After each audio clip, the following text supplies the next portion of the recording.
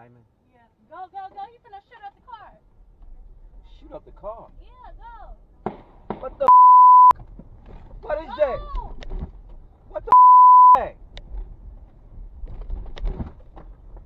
What the is that?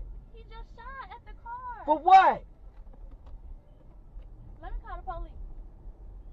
Man, this Let me call the police, Cuddy.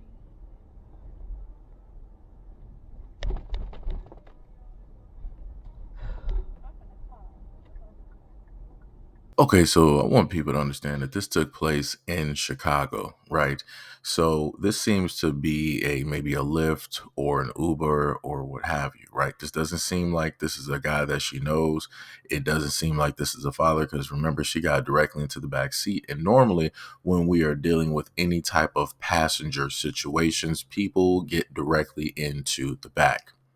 So the woman gets into the car, doesn't seem like it's a ultra or a super type of rush. And then she proceeds to look at her phone and then tells the guy, yo, you need to go because he's going to start shooting up the car.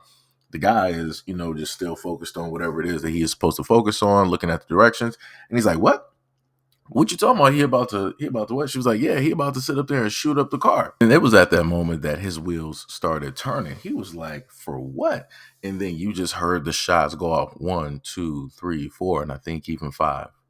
So for whatever reason, this young black woman decided that she wanted to endanger and put the life of an innocent black man right in the crosshairs along with hers for no reason. She could have called a friend. She could have called a family member. She could have called an ex-boyfriend. She didn't decide to do that. She called somebody's father, somebody's grandfather, somebody's uncle, somebody's brother, somebody's stepson, somebody's neighbor, somebody's husband.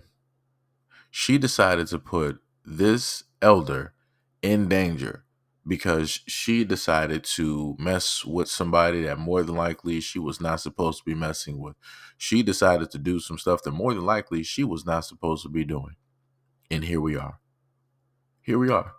And who's to say that the person that was shooting at the car doesn't have the license plate? Who's to say that then same person who was shooting at the car, who may potentially have the license plate, might then decide that, oh, he must be in on it too. He must really know her. So let me sit up there and track down where he's located. And then they decide to finish the job. They might not have finished the job with her, but they're going to finish the job with him because he was just an innocent bystander who was working at night and decided to answer the call to pick her up. But yet, these are a lot of the things that people don't want to talk about. These are the things that a lot of people don't want to highlight when it deals with the lives of black men being taken when they're thrown into situations of which they don't know anything about, they're not even a part of, nor do they even know did they even start any of the situations. This is what we're looking at.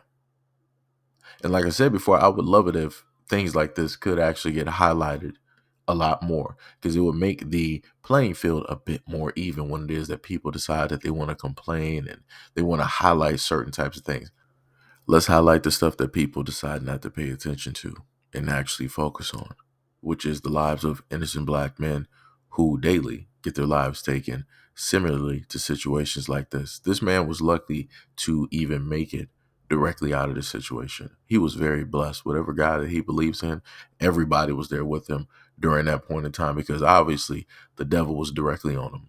And what I mean by that is, the young black woman who decided to jump into that car knowing what it is that her situation was. That's what I'm talking about. Because she didn't care about nobody else's life but hers.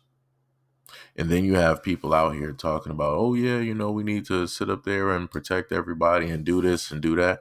That's all cool and all, but who's going to protect the protectors? That's all I'm asking. Who's going to protect the protectors if you have black men out here that are supposed to risk no matter what the situation is, right? Even if somebody's the Armageddon and the asteroid is, basically barreling towards the planet and there is no way for anybody to make it off the planet. You as a black man, you're still supposed to be out here saving lives. You're still supposed to be out here making stuff move, making stuff happen. But again, who's going to look out for the best interest of those who are looking out for the best interest of other people? Who's going to look out for the protector? Because all I continuously hear online is that, yo, black man, you just need to make sure, that you're protecting everybody. But sooner or later, that protection, that wall is going to wither. It's going to break. It's going to chip away. It's going to come down. It's going to get weathered. Why? Because nobody's actually caring about it. Nobody's trying to shelter the wall. Nobody's trying to patch up the wall. Nobody's trying to add, any new fill-ins to the wall. Nobody's doing any upkeep to the walls. So then once the wall breaks, now everybody's like, oh, our protection is gone. It's the wall's fault. See how that works? See how no matter, what a wall or a type of protection does, people don't blame themselves. They decide to sit up there and blame the thing that was supposed to be protecting them, even though the people are supposed to make sure to upkeep and to manage that protection, that wall. But a lot of people don't, and a lot of people don't want to, because at the end of the day, the other thing that people don't want to talk about is that a lot of people are selfish. It's what can you do for me? See how that is not a symbiotic relationship? Just like in this situation here, you saw parasite movements where she would have gotten a black innocent man killed for no reason because of her situation. That's selfish. That's parasitic. That's demonic. Selfish again.